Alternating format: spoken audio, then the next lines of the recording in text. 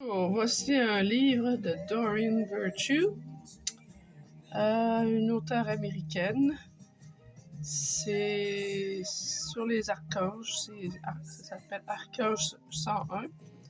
À l'époque, elle a fait une série de livres là, sur les archanges. Donc celui-là, c'est comme une introduction aux différents archanges. Vous pouvez trouver ce livre en librairie, peut-être plus maintenant parce qu'elle les édite plus, mais en bibliothèque certainement. Donc il y a des belles images.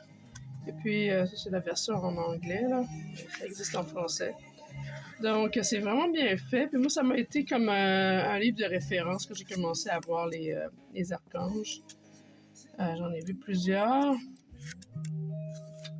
Donc c'est ça. Il y a comme des couleurs de pages différentes selon chaque ange. Par exemple, ici vous avez Gabriel.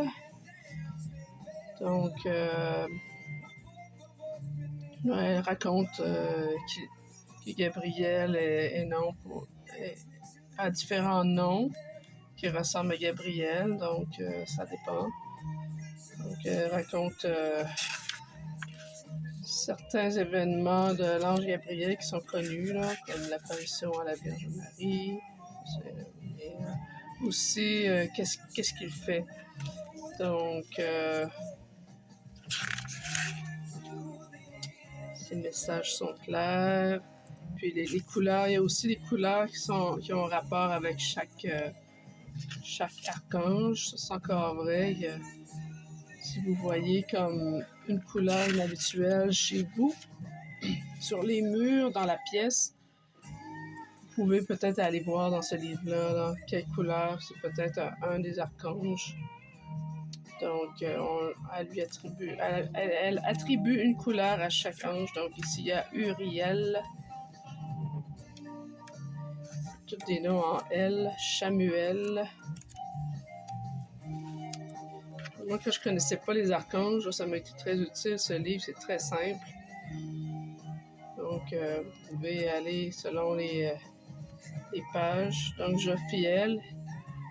Donc, sa lumière est rose. Donc, les pages sont roses. C'est comme un lien là, avec la présentation. Puis, il y a des images, des anecdotes ou des faits vécus. Donc, Aniel, Raziel, Raguel. Mais il y en a beaucoup d'archanges, là, donc on ne les connaît pas toutes, là, mais ça, il y en a plusieurs là-dedans. Donc, ça vous donne une bonne introduction. C'est comme un guide là, pour comprendre comment ça fonctionne. Puis, elle explique aussi les hiérarchies au début. Donc, c'est vraiment un bon petit livre.